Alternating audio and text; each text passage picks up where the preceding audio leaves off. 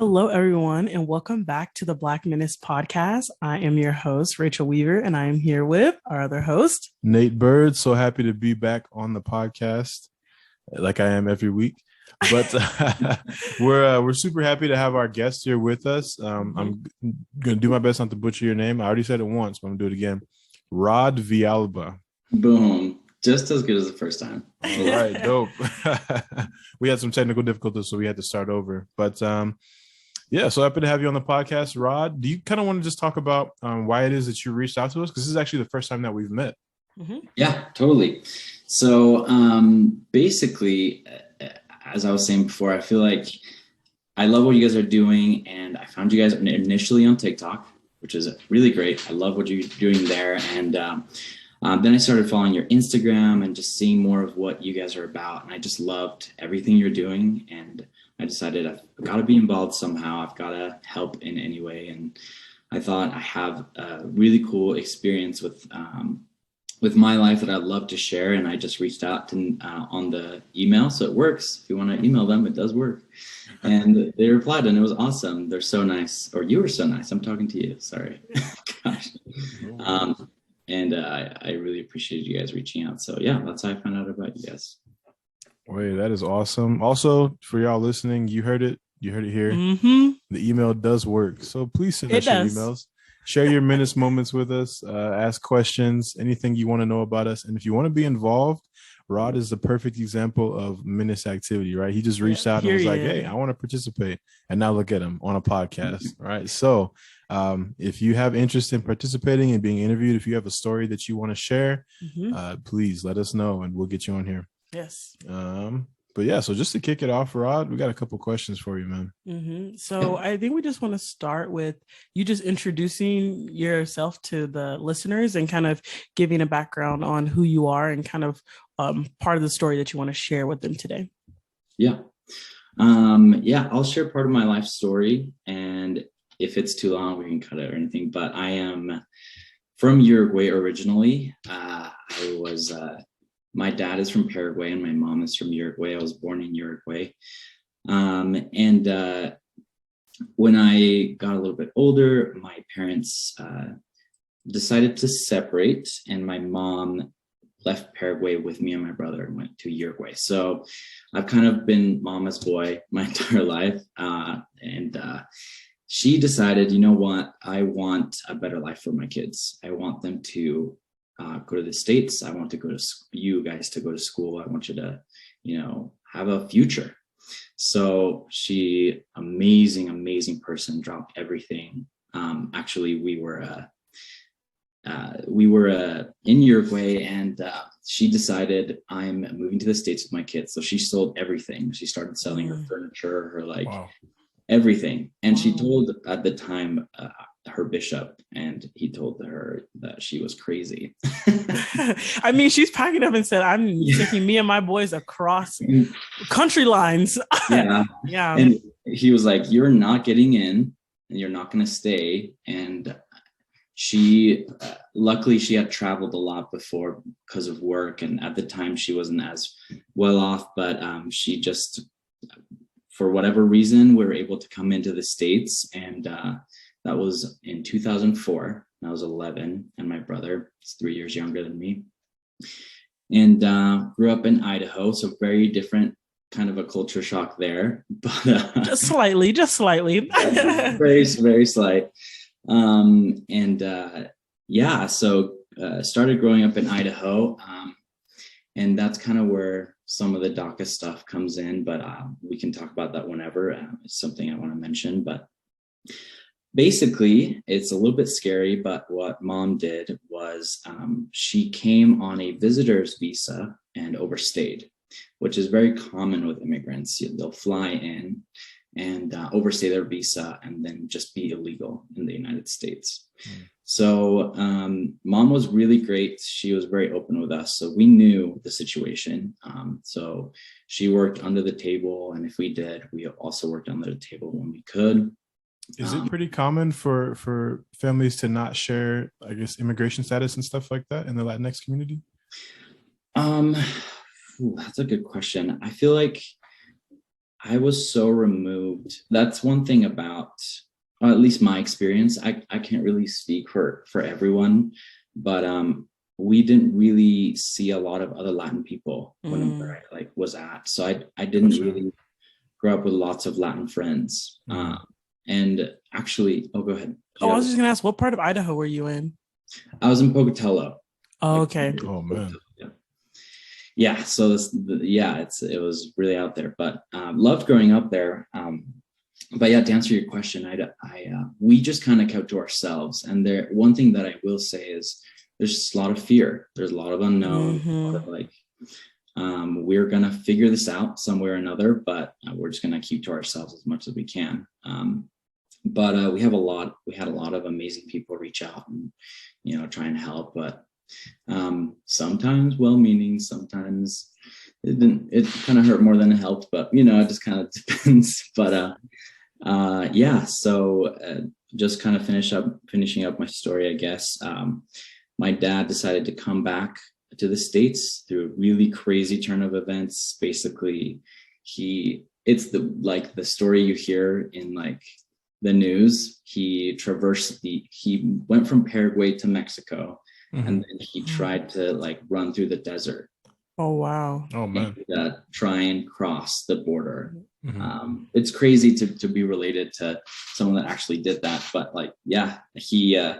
And I didn't know at the time because I was a kid, but my mom was getting into tons of debt to pay what they call coyotes, which they basically kind of usher these groups of people through the border. But he did that, and then he turned himself in at the border, claiming political asylum. So that means this: my country is too dangerous for me. I need to have asylum in the United States. And the plan was to have him come, and that was like our way to get citizenship, or our hope. I guess my mom's hope at the time is if he was granted asylum, he would then be able to give us citizenship as well. Anyway, he came to the States. My dad, I think he is an amazing person in lots of ways, but I don't think he was ready for like the different culture, and he also wasn't ready for the kind of people we were. We were just different people at that point. So also him and my mom had a lot of problems because I don't think he knew how to be a dad or what that meant. And he made a lot of dumb choices in his life. But long story short, basically he was deported after committing some crimes, unfortunately. So that kind of hope for citizenship kind of ended there in a really, really bad way. But so your hope for citizenship ended with his deportation? Yes, because of his because of the crimes he committed, he was no longer eligible for asylum. Gotcha. So he was sent to Boise State Jail, and after that, he was deported while I was on my mission. So we just never kind of connected, and he's I don't talk to him anymore. I had to kind of get some boundaries up there. But anyway, after that, went on an LDS mission, and my mom and my brother were in Dallas at that point, and she passed, I think, my first or second transfer into the mission field, which was the hardest. Wow. Life. That is tough. I decided to stay out there, which some people, I think it was mostly to escape because I didn't know how to deal with it. So not anything like noble. I think I was just trying to do whatever I could to survive, I think. Yeah. And came back to the States, and now it's just I have some cousins that are really great, but it's just me and my brother. He lives in Orem, and I'm in American Fork. So that's a very condensed life story. No, thank you for sharing all of that and being very open and transparent. We really appreciate it, and being vulnerable too. Yeah, that's it sounds like there have been a lot of difficult moments in your life, but I'm sure that they've also been full of, like there's been good moments and things like that. But what was it just BYU that made you come to Utah? Good question. I think my mission president at the time was like, for whoever listening, he's like the leader of anyone who's a missionary out when you're serving at a full-time service mission. Basically, he kind of noticed that I was kind of needing some guidance. I didn't really have a lot of family. So he said, apply for these schools and try and get in. And this is a family here that you can stay with for a little while you figure things out, which was one of his family friends. And they were amazing. They were so great to let us stay in their home my brother stayed with them for almost 3 years. Wow. And I stayed with them for 7-8 months. But amazing giving family. But yeah, I came for school initially. Yeah. So, yeah. Okay. Gotcha. So growing up in Pocatello and then living in Utah, how has your Latinx identity been a part of that? Like, how has it been living in those spaces, like in predominantly white spaces? Yeah, that is a really good question. Actually, I was listening to you guys' this podcast this week, and thank you for the support. I was like, I need to just listen again and like hear what everyone's talking about. And there was a few experiences that I think it was you, Nate, who was talking about them, or Sebastian. But basically, at least this is my experience, I hate to speak for other people, but growing up in like a predominantly white space, you almost kind of become hyper racist. And I don't know how to explain that in another way, but basically to kind of protect myself, I had to be not an immigrant. I had to be more American. The more American I was, the like more normal I was. And that sometimes included me like making brown jokes and making stuff like that, where like, just kind of assimilation. Yeah. And like self-deprecation. Yeah, a lot of that. And I think back on it now and I'm like, gosh, how sad. But like, it's just, it was like a survival thing at the time, I think. And when you're younger, you want to feel like included. And like, so that was one aspect. I think thinking back now, I'm starting to like reconnect with like, wow, it is it's sad to think like, I now have to become excited about my roots in like retrospect, because I worked so hard to not be like what I am, which is not an American. And that in lots of ways is very exciting and cool. And for a long time, I didn't like it. Little things like how you like not having an accent is like it was a weird big thing for me, where I tried my hardest to learn English. So I didn't speak like an immigrant, which is so sad. Yeah. Is that? That said, I do want to say that living in the States has been the best thing that's ever happened to me. And I really, really love all the opportunities I've had here. I wouldn't be who I am without the United States. But it's hard to escape little things like explaining like what a microaggression is to somebody that hasn't experienced it, or kind of getting used to how people talk about you, and just kind of letting it roll. Just over time, I've kind of realized like, wow, I've been way too permissive in what I allow in my life, as far as like how someone even addresses me or how they talk about me or with me. Right. And I'm just now learning more on how to traverse that. But yeah, there's so much there that we could talk about, but there's definitely pros and cons, and there was lots of adjustment where I think long story short, how I coped at first was to kind of erase my own identity. And later in life, I've now realized I love it, and I'm rebuilding my like love for it, if that makes sense. That's amazing. And I love to hear the but I guess consistency. I don't know what the word is I'm looking for. Congruency, where like, we've talked about our experience and how there was like this time where we felt like we had to assimilate and try and fit in, and then there's like a time of reclaiming that identity that you've kind of left in the past. And so that's happened, that happened, at least in my experience and other Black people's experience that I've heard. But I haven't had the chance to talk to too many Latinx people about their experience with that. And so it's interesting to hear the congruency between the Latinx experience and the Black American experience too. So I appreciate you sharing that. Yeah. I think it's a common experience, right? When you grow up and you just, like you said, you just want to be like everybody else. You just want to fit in. You want to be normal. And when you're in predominantly white spaces, your racial identity or your ethnic identity does not allow you to just like exist in that space as an average person, right? And it allows you to, that identity makes you experience things that you don't necessarily want to, but you try to escape. And so we really try to hide and push those things away.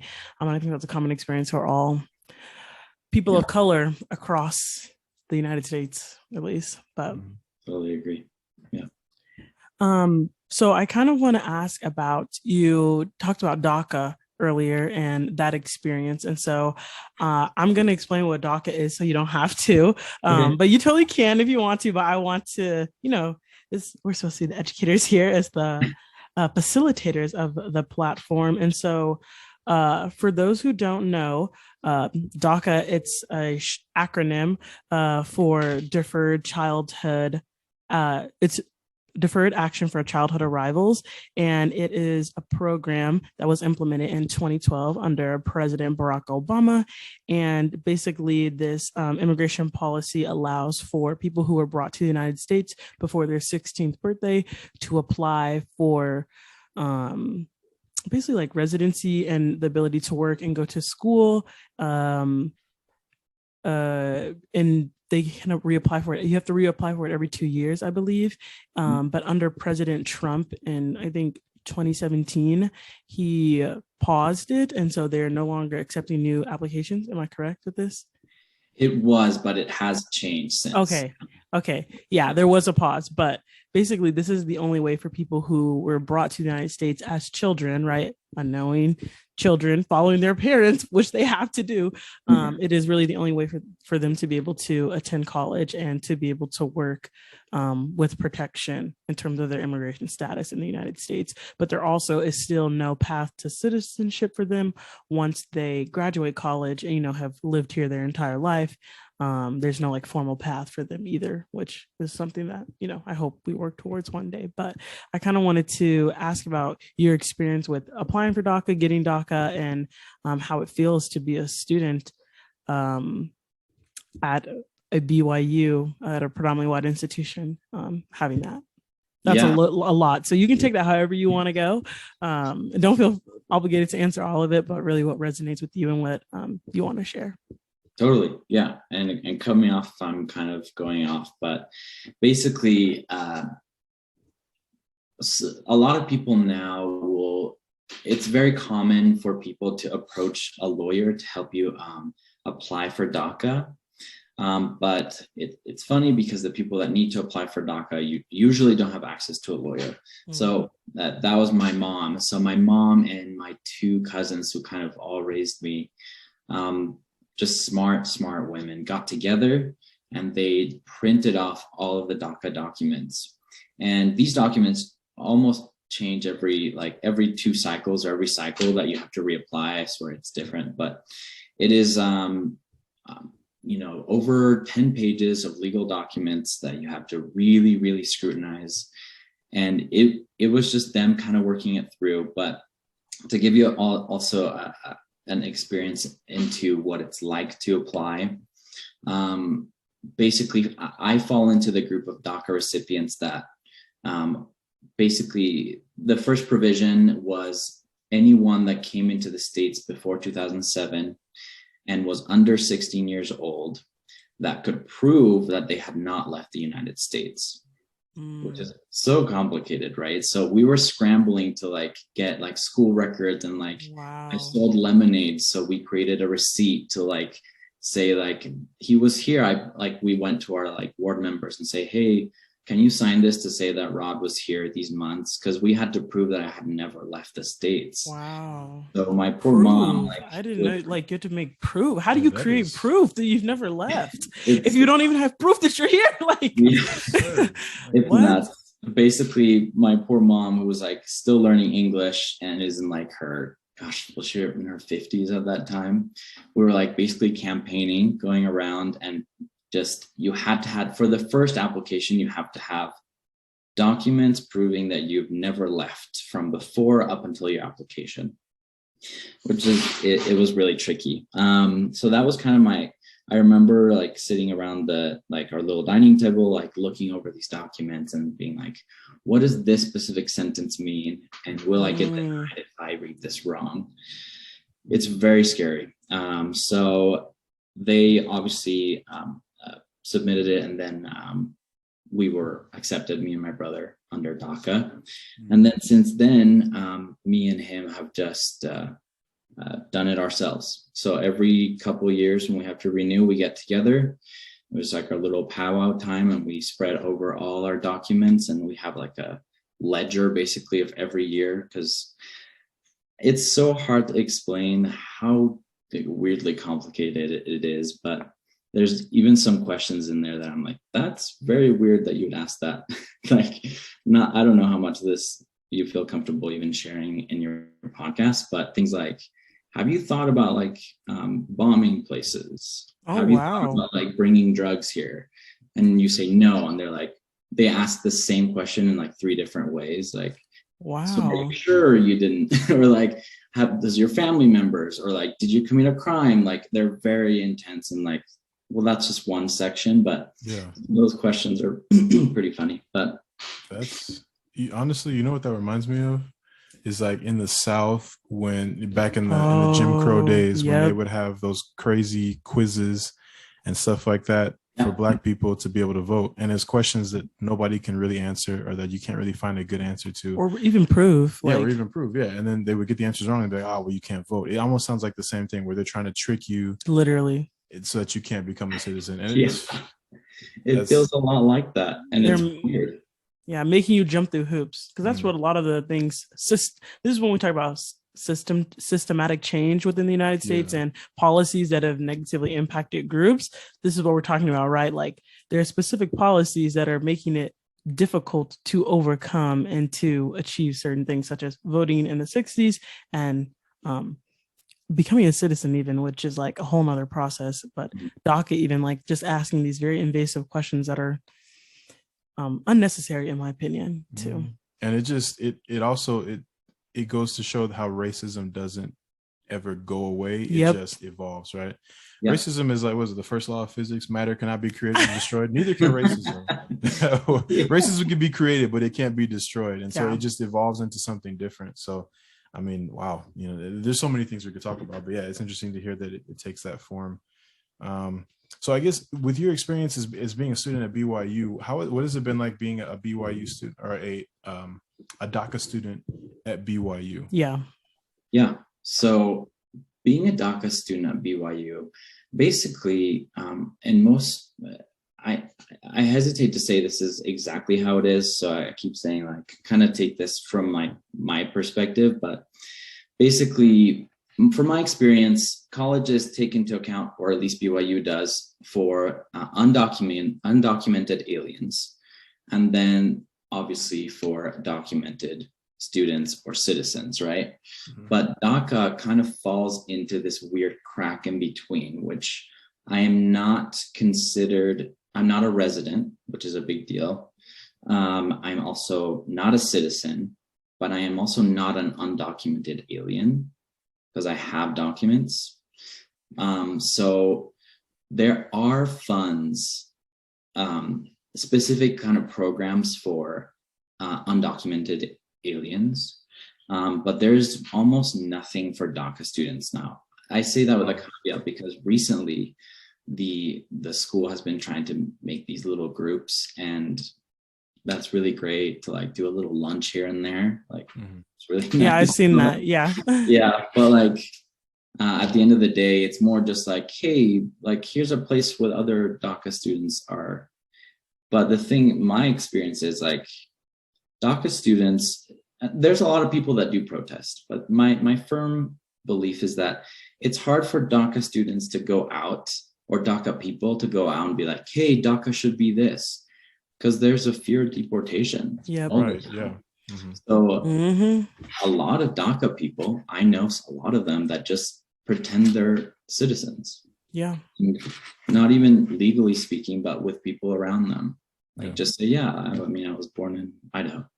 And I learned growing up to just say, I'm from Idaho, which is so sad. Anyway, at BYU specifically, like institutionally, it's hard to kind of like navigate. There's also like lots of little rules as far as like if you work for the school and stuff like that are complicated. But as far as just experience wise, I think, and I love how you kind of like alluded to your guys' experience as well, which is there's weird stuff. People, even professors, like I'm just kind of amazed at things that are said.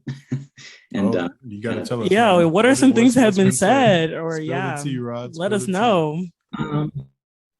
I think the most like prevalent or like insidious way of racism that I've experienced is the very subtle kind that comes from people that want to be nice, or at least that would like to be perceived as nice, I should say. And it's always very subtle, and it's always just kind of like you said, kind of like just how people express themselves towards you, that it is just so hard to be like, hey, this is what this happened, you know what I mean, in this moment. But it's kind of like it's always like on low simmer. like racism is in low simmer always, and I just kind of have to accept that things like when someone says hello to me, a lot of times it's like, oh, where are you from? Well, you're not from here. And it's kind of like figuring out which box I fit in, and to kind of in your head figure out what I can or can't do, or I don't know what it's for. But I guess that's my answer, which is it's just small little things, like people saying like, I won't name any professors or specifically, but in my time, I've had times where I've spoken to other like BIPOC students, and one that I'm really, really good friends with, she's Japanese, and she and I were talking about how some professors just feel like they didn't like us. And it's hard to explain, but it's like you just like they wouldn't make time, or it's like a lot, like they're short with you or a little dismissive, and you see the same question asked by someone who is not whatever. And oh wow, this is hard to express. It's just kind of treating a little bit differently, and it's so subtle that it's like I can't really say anything, but I know that I feel bad. So sneaky racism where it's like you can't really point it out and say it's here. And it's very easy for people to gaslight you, but it's like, you know how you feel, right? Super easy for people to gaslight and say, oh no, that's probably just this, or they probably meant this, or I'm sure they intended this. It's like, no, don't gaslight me. This is I know what I'm feeling. This doesn't feel right. Especially because I mean, I don't know about you, but I feel like I have experienced just like awesome professors who are great and are super like, oh, how are you? Like genuinely want to know every student and want to be helpful and XYZ. So when you encounter someone who is not, you're very much like, this is feeling racially motivated. And it's really hard when you're in a white environment to almost like articulate. Because like as you were talking, I'm like nodding my head because I fully understand. Like you just have to insinuate a little bit, and I already know what you're talking about and the feeling. But when you're amongst people who don't know what you're talking about, sometimes you feel almost afraid to speak up about what that experience is because you're assuming that they're going to not understand and not validate your feelings or emotions. And I hate that feeling. Yeah. And they're gonna, like Nate was saying, they're just gonna tell you you're making those things up and you're being overly sensitive. That's the word people love to use. And I don't know, I've had professors treat me that way, and it's a horrible feeling because you're looking around at everyone else like, so are you seeing this? Are you feeling this? And all the other white students, no, they don't know what you're feeling, what you're experiencing. And really, it's only another student of color who can really identify what's happening and resonate with your feeling. And just to add to that, I feel like I totally agree. And I think it's so easy for people to like highlight like situations where it's like, and which unfortunately still happens, where it's like a full on like slur or like something that's like horrible that happens, and they're like, okay, well, this doesn't happen. So, but this like kind of like sneaky thing is always there, and it's not something that like anyone really addresses, and we just pretend like it's fine. And it's just like this sad realization that we are then having to overcompensate and kind of take those feelings, and I don't know, it's very tricky. So I totally agree. I think we've had really similar experiences. Yeah. So as we kind of wrap things up, just one question: what is something you talked a little bit about, like the applications for DACA and like your experience at BYU? What is something about being an undocumented immigrant in America and being a DACA student in college? What's something about those experiences that people might not know or understand or be able to relate to if they didn't live it? Wow, that's a really good question. I think the one thing that I always think about is there's a provision in DACA, which, I mean, it's all very political, right? But it's easy to think about it in a political way when it's not you who are experiencing it. Because to me, it's not just politics, it's my life. Right. My entire life is in the States. So to anyone, it would be more of like a divisive issue that's like partisan. And to me, it's like, do I get to live here another day? And that sounds dramatic, but there's a provision. No, it doesn't. No, that's not dramatic. That's like the reality. There's a provision in DACA. Oh, sorry. Go ahead, Nate. No, that was beautifully put. Yeah, keep going. There's a provision in DACA. There's a provision in DACA that says that I can be deported at any moment for no reason. I don't need to like commit a crime. I don't need to do anything. It is a temporary. So the deferred action is deportation. The government's saying, okay, for now, we'll let you stay, but they reserve the right to kick me out whenever. So there's this looming cloud of, I have to build my life here. I'm not going to not do anything. I want a career. I'm in school to, get in business. I love music. I love my friends. I love having new experiences, and I can't stop doing that. But at any point, I could be thrown into Uruguay, which is my home country, but I would be treated as an American there. Yeah. Because I'm just not even I do speak Spanish really well, and I'm happy about that, but my whole life is here. Whether I like it or not, it's ingrained in me. Right. So that kind of looming thing is so hard to explain that you just kind of think about it, and it very heavily influences everything you do. Yeah. When I'm driving, like, don't be reckless. It's like, don't be reckless to an extreme, where anything doesn't just mean like I could get in trouble. It means I could get deported, which is scary over even the smallest thing. So it's hard to explain that like long-term fear. But on the other hand, it's so amazing to have these opportunities and these people in my life that have helped me move forward and like, just make something of myself that I could not have done without a lot of people from the States, of any type of ethnicity. And I'm really, really grateful for it. But it is just kind of a constant thing that will never, like you said, there's no path to citizenship from DACA. And on top of that, it is just being looked at as it's a tool for a political discourse. And sometimes, it feels kind of like imagine if we were in a party and you two were in front of me and you were saying like, hey, like, should we take Rod? And you're like, no, I'm not sure. And I have to pretend I am not listening to you, but I'm in the room. That's what it feels like. Yeah. I guess this is fine. I can't vote. I can't be involved in politics, but I have to be at the mercy of everyone who decides that. So good and bad, but very complicated and amazing and lots of stuff. That was beautifully put. I love you. You like captured everything, right? That I mean, in my time that I've talked to people who are DACA recipients, and you beautifully explained a lot of what you guys feel and go through. And I'm glad that our listeners now have more understanding about that.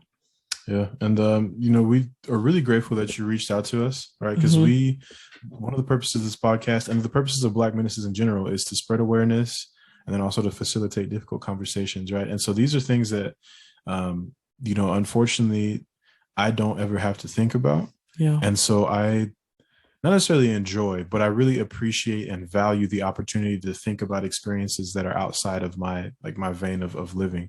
All right. And so it increases my awareness. And then, as our platform spreads and as my ability to do things and make changes increases, these are things that'll be on my mind. Right. And so I think that's the importance of being able to like talk to people from different backgrounds and different experiences, is that you can use that.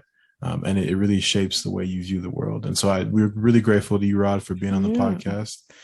This is helping us be better allies, right? Like, I think people think when you're a person of color that I would like to share this, that we are just pigeonhole and it's us versus them. And no, it's us together, all working towards change, because we all have different things that we are privileged in a way and all things that we are struggling in a way. And we need to come together to learn each other's difficulties, right, like this, and talking so that we can be allies for one another, because as someone who can vote, right, I'm voting for leaders who are going to vote in favor of DACA, right, and help to continue to facilitate a way for people who are recipients to get a path to citizenship. And I'm going to make noise about that because I care about that too, and we need each other in this fight. Love that. So on that vein, Rod, in 30 seconds, what can people who are outside of this experience do to help? Like, what can we do to make a difference? There's voting, but what else can we do, if anything? Yeah, I think my canned answer that I sometimes just do is learn about it. I think getting involved, I think everything happens locally first, so local government is very, very important. Understanding, I think my biggest goal with DACA is just making it more real and not letting it be forgotten under the million of things that happen, because there are 800,000 people, including me, who want to make this country better and want to make each other better, and we can't without your help. So if learning about it and doing something about it just is a lot more, and is kind of doing something that we ourselves can't do for ourselves, that we really appreciate. So thank you, Rod, for that. Really appreciate that, and that insight, advice, all of that. We're going to go ahead and wrap it up for today because we're cheap and we still got that basic Zoom. But we appreciate you coming on and sharing your experiences. For those of you that are listening, you heard Rod. He told you the email works. If you want to be interviewed on the podcast or you have a story to share, please feel free to share it with us via email. Talk to us about your menace moments, or share questions that you may have. blackmenacespodcast@gmail.com is our email. And then you can find us on all social media platforms at the Black Menaces. Yes, and also subscribe to our Patreon, the Menace Society, where we have exclusive content. And thank you for tuning in with us today. Absolutely. And of course, thank you, Rod, for being with us. And to everyone listening, don't forget, be a menace. Always. Always.